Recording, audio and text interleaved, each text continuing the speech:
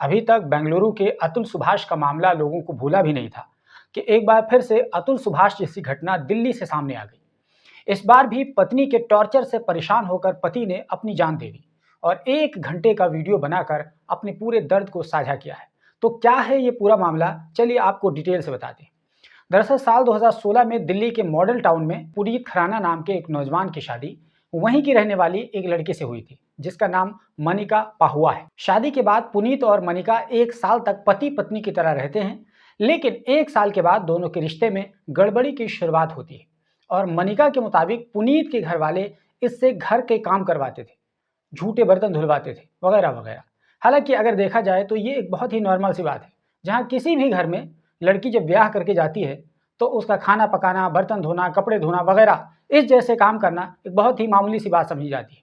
लेकिन जब लड़की ने अपने मायके में ये सभी काम नहीं किया होता है और मायके में बहुत एटीट्यूड के साथ वो रह चुकी होती है, तो उसको शादी के बाद ससुराल में आकर यही काम करना भारी पड़ने लगता है। लड़की को लगता है कि हमने अपने सगे माँ बाप के बर्तन नहीं धोए तो यहाँ कैसे कर सकते हैं, और ये सास ससुर कौन होते हैं मुझसे ऐसा करवाने वाले। और फिर यहीं से मामला खराब होने लगता है। और जब ऐसी कंडीशन आती है तो लड़का फंस जाता है कि वो किसकी सुने। बीवी की सुने तो माँ बाप हाथ से जाएंगे, माँ बाप की सुने तो बीवी झगड़ा करेगी। इसलिए वो कई बार कभी बीवी की तरफ चले जाते हैं तो कभी माँ बाप का रास्ता चुन लेते हैं। और इस केस में जब पुनीत के माँ बाप ने देखा कि मेरा बेटा इस हालत में फंस चुका है, तो उन्होंने अपने बेटे की हालत को समझते हुए बेटे को अपने अनुसार जिंदगी गुजारने की इजाज़त दे दी। हालांकि ऐसी लड़कियों का तलाक होना लगभग तय हो चुका होता है, जो अपने सास ससुर के घर से निकल चुकी होती है, क्योंकि उसके बाद जल्द ही एक दिन वो भी आ जाता है कि वो अपने पति के काम को भी करने में बेइज्जती और कमतरी का एहसास करने लगती है। आखिरकार वो दिन आ जाता है जब पति से उनकी अनबन शुरू हो जाती है और तलाक की नौबत आ जाती है। तो बहरहाल शादी के 1 साल बाद जब मनिका ने घर में रहने से इनकार कर दिया तो पुनीत के घर वालों ने मनिका और पुनीत को घर से बहरहाल अलग कर दिया ताकि वो दोनों अलग अपने तरीके से जिंदगी गुजार सकें। इस तरह करीब 5 सालों तक दोनों एक साथ रहने लगे थे। इस बीच मनिका और पुनीत ने एक साथ बिजनेस की शुरुआत भी की। दोनों कैफे और बेकरी का बिजनेस किया करते थे और इस बिजनेस में मियाँ बीवी दोनों बिजनेस पार्टनर थे। अब जब दोनों अकेले रहने लगे तो अब दोनों के बीच जब भी कोई लड़ाई झगड़ा होता था तो दोनों आपस में निपट लेते थे और बिजनेस का सिलसिला भी एक साथ जारी रहता था। यूं कहें कि दोनों एक तरफ मियाँ बीवी भी हैं और दूसरी तरफ दोनों प्रोफेशनल लाइफ में बिजनेस पार्टनर भी हैं। एक तरफ घर में दोनों के पर्सनल लाइफ यानी मियाँ बीवी का रिश्ता है, तो दोनों वहीं दूसरी तरफ जब बिजनेस में होते थे तो एक दूसरे के साथ दोनों को एक प्रोफेशनल एटीट्यूड में भी रहना होता था। यूं कहें कि ये दोनों रोबोट की तरह व्यवहार कर रहे थे। और प्रैक्टिकल होकर के बोलें तो दोनों अब मियाँ बीवी के रिश्ते को निभाने के लिए अब एक्टिंग करने लगे थे, क्योंकि जाहिर है कि अब उन्हें प्रोफेशनल लाइफ भी गुजारना होता था। और शायद यही ब्रॉड माइंडेड बनने और दोनों का अलग अलग पैसा कमाने का मामला दोनों के मियाँ बीवी के रिश्तों को खोखला करता चला गया। और ये रिश्ता इतना खोखला हो गया कि इन 5 सालों के बीच दोनों में तलखी बढ़ती चली गई और अब दोनों का हाल कुछ इस तरह हो चुका था कि ये दोनों मियाँ बीवी कम और बिजनेस पार्टनर ज़्यादा बन चुके थे। अब इस व्यवहार के बाद जाहिर सी बात है कि मियाँ बीवी का रिश्ता बचने का तो कोई भी सवाल ही नहीं था।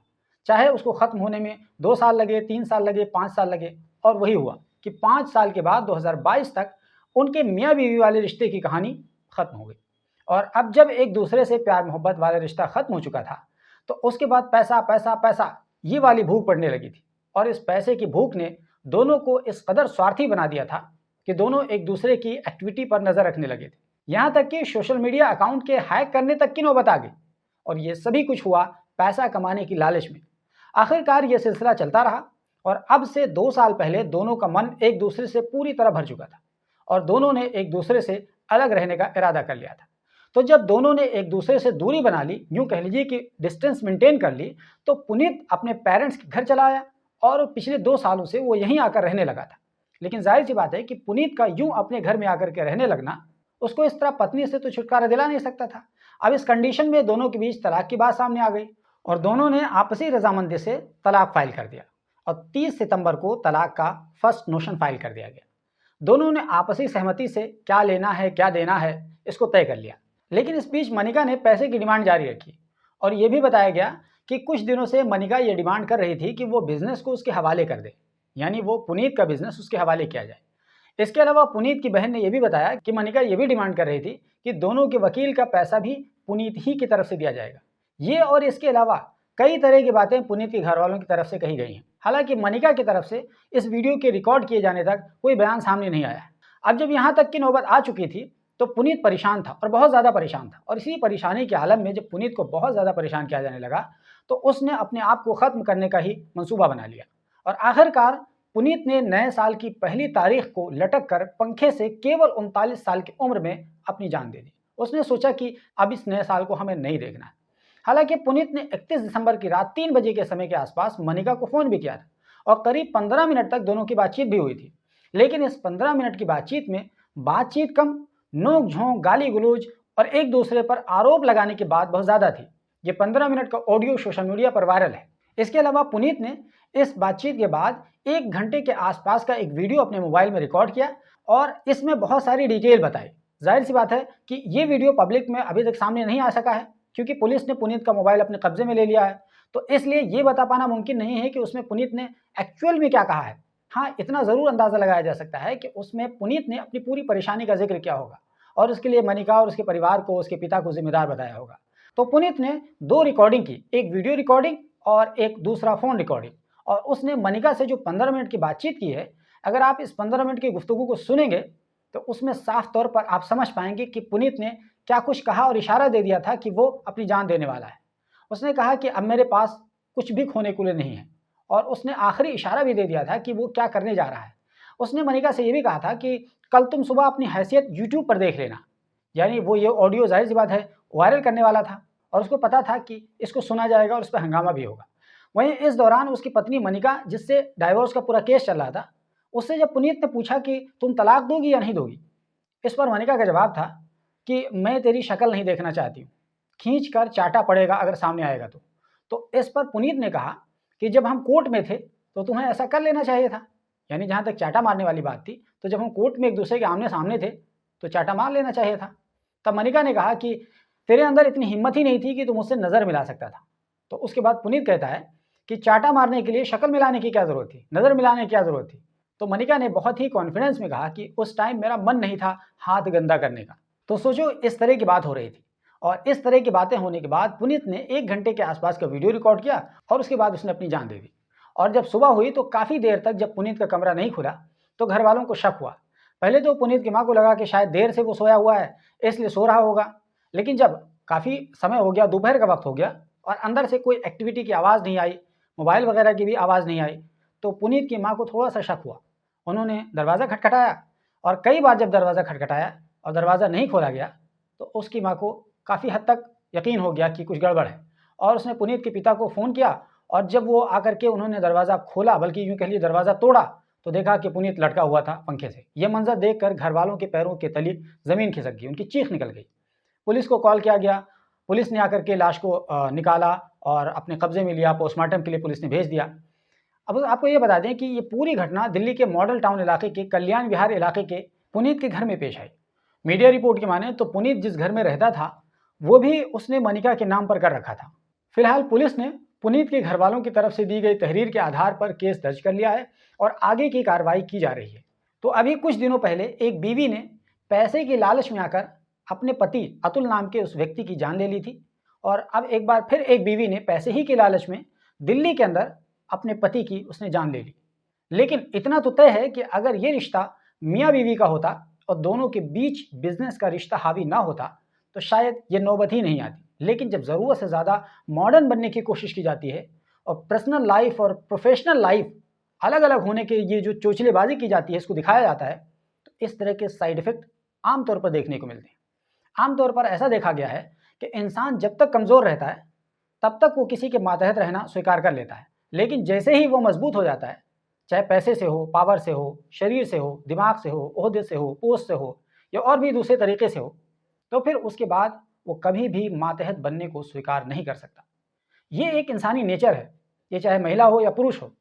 क्या आप नहीं देखते हैं कि जैसे ही एक लड़का या लड़की सिविल सेवा का परीक्षा पास करता है, उसमें चयनित होता है या होती है और उसको अपने पावर का एहसास होने लगता है, उसके बाद उसके हाव भाव बदल जाते हैं, उसका बोलने का लहजा बदल जाता है, उसका सब कुछ पूरा स्टाइल बदल जाता है, और अगर किसी वजह से उसकी नौकरी चली जाती है तो फिर उसका अंदाज़ फिर पहले की जैसा आ जाता है। तो यही नेचर है। इसलिए आजकल जो पुरुषों की शामत आई हुई है वो शायद इसलिए भी है कि वो अपनी पत्नियों को ज़्यादा से ज़्यादा ताकतवर बनाने पर लगे हुए हैं। उनके नाम से घर कर देंगे, उनके नाम से प्रॉपर्टी कर देंगे, प्लॉट कर देंगे। मैं यहाँ पर ये नहीं कहना चाहता हूँ कि ऐसा होने पर सभी महिलाएं ऐसा करने लगती हैं, बल्कि कितनी ही महिलाएं ऐसी होती हैं कि वो इस बात से बिल्कुल सरोकार नहीं रखती हैं कि उनके नाम से कितने की प्रॉपर्टी है, उनके नाम से कौन सा घर कर दिया गया है, उनके पति के नाम से घर है या उनके नाम से घर है, उससे उन्हें कोई मतलब नहीं होता है, क्योंकि उन्होंने पत्नी बन के रहना स्वीकार कर लिया है।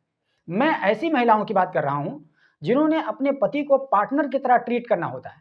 तो वो महिलाएं जैसे ही पावर हासिल कर लेती हैं, वो अपना रंग दिखाना शुरू कर देती हैं, और जब वो रंग दिखाने की शुरुआत करने लगती हैं तो पुरुष कहता है, अरे ये क्या हो गया, अरे गुरु तुम्ही ने तो इसकी शुरुआत की थी, तुम्ही ने तो इसको पंख लगाए थे, और जब वो पर लगाकर उड़ गई तो तुम सोच रहे हो कि ये क्या हो गया।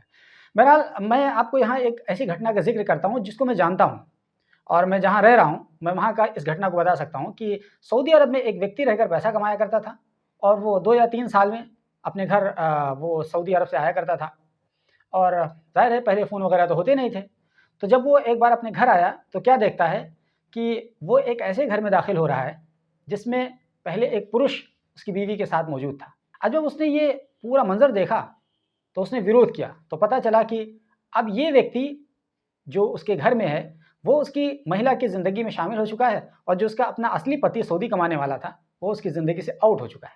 और सऊदी कमाने वाले व्यक्ति ने मोहब्बत में आकर ये वाला घर अपनी बीवी के नाम कर रखा था, और नतीजा ये हुआ कि सऊदी कमाने वाले भाई साहब के हाथ से बीवी भी गई और घर भी चला गया। और ये सिर्फ इसलिए हुआ कि उन्होंने अपनी बीवी को ताकतवर बना दिया, घर उसके नाम करके, और ख़ुद वो 2-3 साल तक गायब थे। तो जाहिर सी बात है इस बीच उसने खूब गुल खिलाए, और जब बारी आई तो उसने इनको अपनी ज़िंदगी से आउट कर दिया। दरअसल ये बिल्कुल एक सच्ची घटना मैं आपको बता रहा हूँ, और ये करीब 20 साल पहले की घटना है, जब मैं लखनऊ में शुरू में आया था तब की घटना है। दोस्तों ये थोड़ा सा कंट्रोवर्शियल बात है जो भी अभी मैंने आपको बताई, लेकिन यही सच है। जब महिला पावर में आती है तो वो लंबा लंबा कदम रखने लगती है। हो सकता है कि इसको बहुत सारे लोग अंदर से तो स्वीकार करें, लेकिन बाहर से मेरी इस बात का विरोध करें। तो बहरहाल पुनीत और मनिका के केस में कमोबेश इसी तरह का मामला था कि मनिका इतनी ताकतवर हो चुकी थी कि अब उसे पति की बिल्कुल ज़रूरत नहीं बची थी। अब ये दोस्तों आम ट्रेंड बनता जा रहा है कि लड़की सोचती है कि जब मैं पैसा कमाती हूँ तो फिर पति जैसे इंसान को अपनी ज़िंदगी में कहाँ तक ढूंढूं और क्यों ढूंढूं। और जहाँ तक संभोग वाली बात है तो वो केवल पति ही क्यों, वो जब चाहेगी, जिससे चाहेगी, जहाँ चाहेगी, जितनी देर तक चाहेगी, जितनी बार चाहेगी वो कर सकती है। तो फिर ऐसे में वो सोचने लगती है कि वो किसी से बढ़कर किसी के साथ क्यों रहेगी। और यही कारण है कि सोसाइटी का जो पूरा स्ट्रक्चर है वो बिगड़ रहा है, और अब लड़के धीरे धीरे इस हालत में जाने लगे हैं कि वो शादी करने से डरने लगे हैं, क्योंकि अगर उन्हें थोड़ा सा भी अपनी खुददारी और स्वाभिमान दिखाया और पत्नी को अपने हिसाब से चलाने की कोशिश की तो डाइवोर्स के चक्कर में उसका फंसना, और फिर वो पूरे सेटलमेंट वाले चक्कर में आना, और उस चक्कर में उसकी पूरी कमाई एक तरीके से दांव पर लग जाती है। इसलिए नौजवान अब शादी करने से काफ़ी हद तक डरने लगे हैं, बचने लगे हैं। सोचो अगर ऐसा ट्रेंड सेट हो गया तो फिर सोसाइटी कितनी इम्बैलेंस हो जाएगी, आप सोच नहीं सकते। तो खैर ये तो थी पुनीत और मनिका की कहानी, जिसमें एक 39 साल के व्यक्ति ने अतुल की तरह ही अपनी पत्नी से तंग आकर अपनी जान दे दी, और एक बार फिर से कुछ दिनों के लिए पुरुषों के अधिकारों के बारे में इस देश में चर्चा करने के लिए एक विमर्श का मुद्दा छोड़ दिया। मीडिया वाले कुछ दिन तक चर्चा करेंगे, सोशल एक्टिविस्ट कुछ दिन तक चिल्लाएंगे, हंगामा करेंगे, फिर सब भूल जाएंगे। लेकिन जो महिलाओं के हितों को लेकर इस सोसाइटी ने एकतरफा कानून बना रखा है, न ही इसको बदला जाएगा और न ही इसके साथ कोई छेड़छाड़ करने की हिम्मत जुटा पाएगा। मैं पॉलिटिशियंस की बात कर रहा हूँ। और दोस्तों हम यहाँ पर आपको भी छोड़े जा रहे हैं कि आप इस बारे में क्या कहना चाहते हैं कि क्या ये एक तरफा महिलाओं के हित में बनाए गए कानून की वजह से एक के बाद एक कई सारे अतुल सामने आ रहे हैं, या मर्दों के अंदर सहने की शक्ति कम होती जा रही है। जो भी आपकी राय बनती हो आप कमेंट बॉक्स में इसको ज़रूर बताइए, और इस वीडियो को ज़्यादा से ज़्यादा शेयर कीजिए ताकि लोगों को भी इसके बारे में पता चल सके और लोग अपनी ज़िंदगी में जागरूक हो सकें, क्योंकि जितना ज़्यादा जागरूक होंगे उतनी ही ज़्यादा उनके हित में होगा। बाकी आप हमें इजाज़त दीजिए, मिलते हैं एक नई कहानी के साथ।